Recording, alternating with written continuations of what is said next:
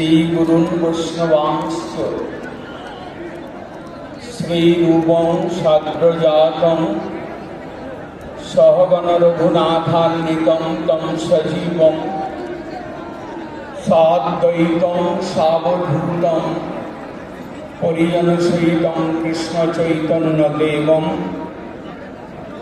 श्रीराधा कृष्णपादान् सहगण ललिता श्रीविशाखान्वितांश्च वंशाकल्पतरुभ्यश्च कृपा सिन्धुभ्यैव च पतितानां पावनेभ्यो वैष्णवेभ्यो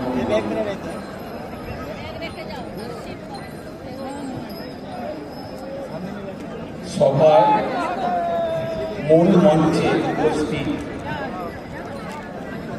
সাধু সন্ত মহাত্মা আচার্যগণ মহামণ্ডলেশ্বরগণ সকলের শ্রীচরণে আমার দণ্ডবোধ প্রণাম জানিয়ে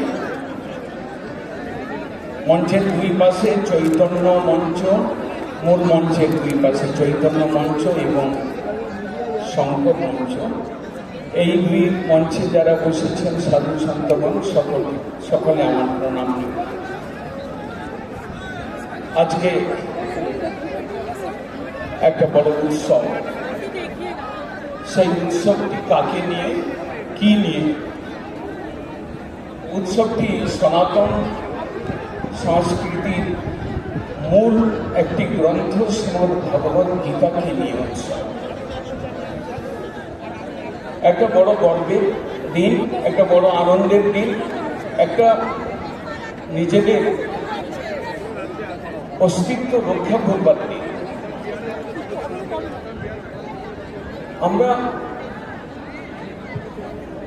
মায়ার কোপে পড়ে অজ্ঞানতার অন্ধকারে আমরা আধ্যাত্মিক চেতনার থেকে অনেকটা দূরে সরে গেছি। আধ্যাত্মিক চেতনা মানবকে মানবের মূল্যবোধ শেখায়। আধ্যাত্মিক চেতনা মানবকে সমাজের সঙ্গে প্রকৃতপক্ষে জুড়ে দেয়, সেবা করবার বুদ্ধি দেয়, মানসিকতা দেয়। আধ্যাত্মিক চেতনা ঈশ্বর, সমস্ত দেব দেবী, তাদের প্রতি শ্রদ্ধা জাগানোর একটা বিরাট প্রয়োজন রয়েছে। ভারতবর্ষ, বৈদিক ভারতবর্ষ, এখানে বেদের জন্ম, এখানে রামায়ণ মহাভারত, শ্রীমদ্ ভগবদ গীতা, শ্রীমদ্ ভাগবতের আবিষ্কার, এখানে আবির্ভাব। এই সকল ধর্মীয় গ্রন্থ মানবকে শান্তি এবং নিত্য সুখ প্রদানের জন্য এই গ্রন্থগুলি হচ্ছে একটা বড় ট্রেজার। সেই গ্রন্থের এক মুখ্য গ্রন্থ, সেই গ্রন্থগুলির মধ্যে শ্রীমদ্ ভাগবত গীতা। আজকে গীতাকে নিয়ে আমরা এখানে এসেছি, সম্মিলিত হয়েছি। দুঃখের বিষয় যে গীতা তো আমাদের প্রত্যেক বাড়িতে বাড়িতে পুজো হয়, পুজো হওয়া দরকার এবং প্রত্যেক বাড়িতে অনুশীলন হওয়া দরকার। কিন্তু আমরা এই পথ থেকে দূরে সরে গেছি বলে আজকে সমাজ ব্যবস্থার যারা উপরে রয়েছেন, আজকে সনাতন সংস্কৃতিকে রক্ষা করবার জন্য যারা প্রচেষ্টাশীল রয়েছেন, তাদের এত বড় একটা আয়োজন করতে হয়েছে যে আমাদেরকে গীতা পাঠ হবে, 5 লক্ষ কণ্ঠে গীতা পাঠ হবে। আসুন, একটা আনুষ্ঠানিক একটা উদ্যোগ নিতে হয়েছে গীতাকে পড়বার উৎসাহ দানের জন্য, গীতার শিক্ষাকে জীবনে নিয়ে আসার জন্য, সুখ শান্তির পথে এগোন। আমি মনে করি এই অজ্ঞান অন্ধকারের মধ্যে যারা ডুবে রয়েছেন, ধর্মীয় চেতনা থেকে যারা অস্পৃশ্য হয়ে রয়েছেন, দূরে রয়েছেন, তাদের জন্য গীতার এক একটা শ্লোক অন্ধকারে হাঁটবার জন্য টর্চ লাইট, হয়তো আজকে বিজ্ঞানের উন্নতির জন্য আজকে হয়তো টর্চ লাইট অনেকেই ভুলে গেছে, কিন্তু আমরা ছোটবেলা থেকেই শিখেছি, জানি আপনারা অনেকেই ব্যবহার করেন। অন্ধকারের পথে আলো দেখাবে টর্চ লাইট। আর গীতার যদি একটা শ্লোক আপনি মুখস্থ করেন, একটা শ্লোক যদি তার অর্থ বোঝেন, একটা শ্লোককে যদি মনের মধ্যে গেঁথে নেন, সেই টর্চ লাইট আপনাকে কোনো সময় জীবন পথের যখন অন্ধকারাচ্ছন্ন কোনো অবস্থা আসবে, সেই গীতার শ্লোকটি আপনাকে পথ দেখাবে বলে আমি মনে করি।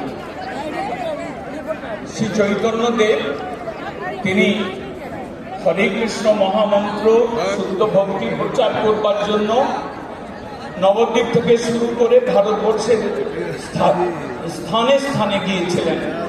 তিনি যখন সাউথে গেলেন, রামেশ্বরম তীর্থে গেলেন, একটা অদ্ভুত ঘটনা ঘটল। সেই রামেশ্বরম মন্দিরের নাট্য মন্দিরে একটা পিলার স্তম্ভের নিচে বসে কোন গীতা পাঠী ব্রাহ্মণ তিনি গীতা পাঠ করছিলেন।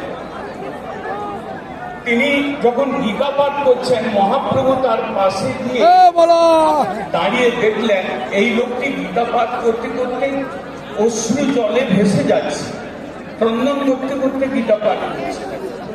মহাপ্রভু কিছুক্ষণ তার গীতা শুনলেন। তিনি একজন পণ্ডিত ছিলেন। তিনি দেখলেন এই ব্রাহ্মণটি গীতা পড়ছে কিন্তু ভুলভাল করছে, সংস্কৃত জ্ঞানের অভাব রয়েছে।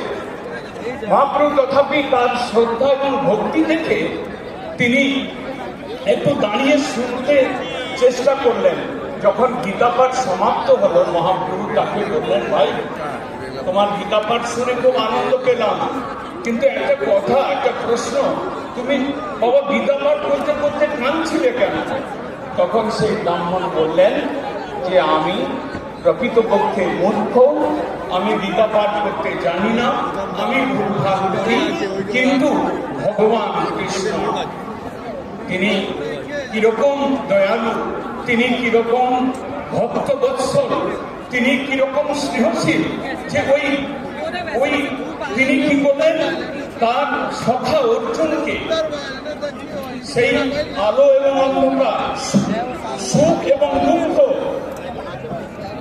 মোহ, জাল, জর্জরিত সংশয় সন্দেহ ঘরে পড়ে থাকা জীবকে তিনি জ্ঞান প্রবেশ করবার জন্য তার সখাকে বাঁচলেন, সখাকে তিনি রথে বসালেন এবং নিজে সারথি হয়ে, তিনি নিজে ড্রাইভার হয়ে অর্জুনের রথ চালিয়ে অর্জুনকে সংগ্রাম সমরে সেই ফিল্ডে নিয়ে এসে তাকে গীতার বাণী উপদেশ করলেন। সেই জন্য আমি কাঁদছিলাম। মহাপ্রভু তাকে বললেন, মূর্খ বদতি কৃষ্ণায় ধীর বদতি বিষ্ণবে উভয়ন্তু সমং পূর্ণম ভাবগ্রাহী জনার্দনম। মহাপ্রভু বললেন, তোমার গীতা পাঠই প্রকৃত গীতা পাঠ, আমি শুনে খুব আনন্দ হলাম, গীতা পাঠের অধিকারী তুমি। সেই জন্য আজকে যারা এসেছেন তাদের কাছে করবদ্ধ প্রার্থনা, যে যেরকম জ্ঞান লাভ করেছেন, যদি মূর্খ হন, যদি ভুলও পড়েন, পড়তে শুরু করুন আজ থেকে। গীতার একটা শব্দ, গীতার একটা অক্ষর যদি আপনার জীবন থেকে বেরোয়, কৃষ্ণ নাম উচ্চারণ, রাম নাম উচ্চারণ থেকে কোনো অংশে কম নয়, আপনি জীবনে আধ্যাত্মিক চেতনা পাবেনই পাবেন। হরে কৃষ্ণ। গৌড়ীয় মিশন বাগবাজারের তরফ থেকে আমি গীতা পাঠে যারা এসেছেন শ্রদ্ধালু সজ্জনগণকে আমি আমার নমস্কার জানাই এবং সকল সন্ত মণ্ডলীকে প্রণাম করে কোনো ভারতীয় যে সনাতন সংস্কৃতি সংসদ তাদের আয়োজক বর্গকে আমি আমার সশ্রদ্ধ প্রণাম জানাই। হরে কৃষ্ণ।